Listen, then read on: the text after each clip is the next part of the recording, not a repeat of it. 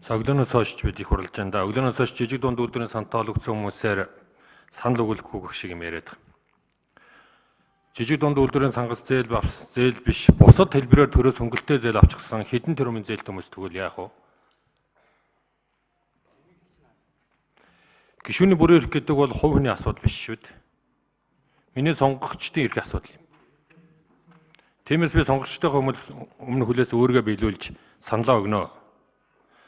Зам тээврийн хөгжлийн сайдын хувьд би алдаа оноо гаргаагүй.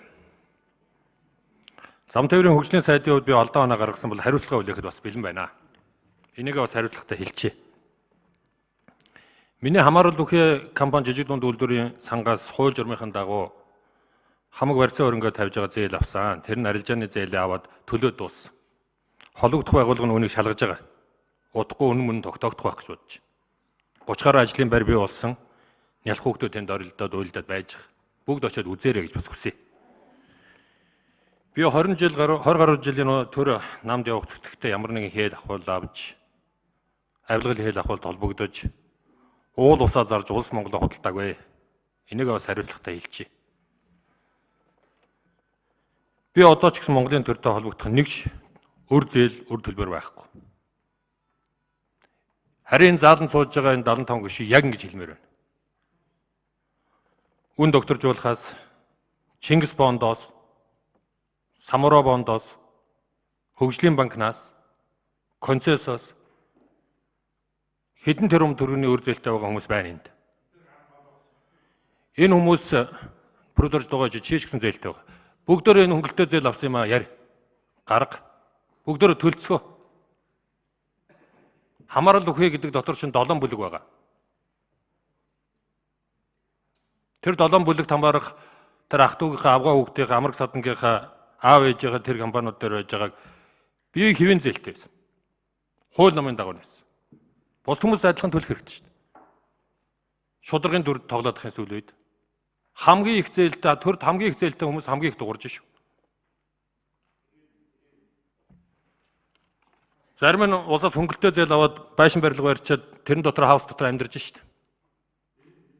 Энэ зарим нь нэг ороо суугаад 27 тэрбум төгрөгийг газрын тосны үйлдвэр байгуулна гэж хэлээд өгцсөн хүн өнөөдөр шударгын дүр тоглоод сая бага ивнэгдэл ярьж байгаа гараа авчлаа. Жижиг дунд үйлдвэр гэж хамгийн муухай юм шиг юм яриа сууж байгаа сая бэлэгдэгчинд энийгээ сууж 15 сая долларын өртөл байгаа шүү дээ. Зээлтэл байгаа шүү дээ. Бүгдөө төл 7% үтэй авсан. Энэ мэтлэн бүгдөө ярил бүгдөө энэ юмнуудаа яриад энэ одоо өр зүйлээ зээлээ төлцгөө усудаа. Бид ихтэй нэг зүйлийг уриалмаар байна. Бид ингэж ив өвдөрлөж муудалцаад би 2 сар хангалттай усвал хамгийн багадаа 14 саяар хамгийн дээдлээ 42 саяар усч. Яасан ч ихт мөнгөтэй болцсон. Ямар ч их ухаад юм гарахгүй надаас. Авгаа хөөхөд бүх юм руу орж ин та нар. Одоо энийг болчих болдгоо юм. Хийх ажил их байна шүү дээ.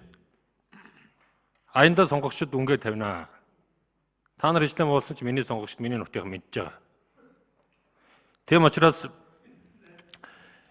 үндсэн хуулиа өөрчлөх, том бодлогын шийдлүүдэд гаргах, эрх зүйн томоохон шинжилгүүдээ хийх, томоохон ажил руугаа орцгоё гэж уриалмаар байна.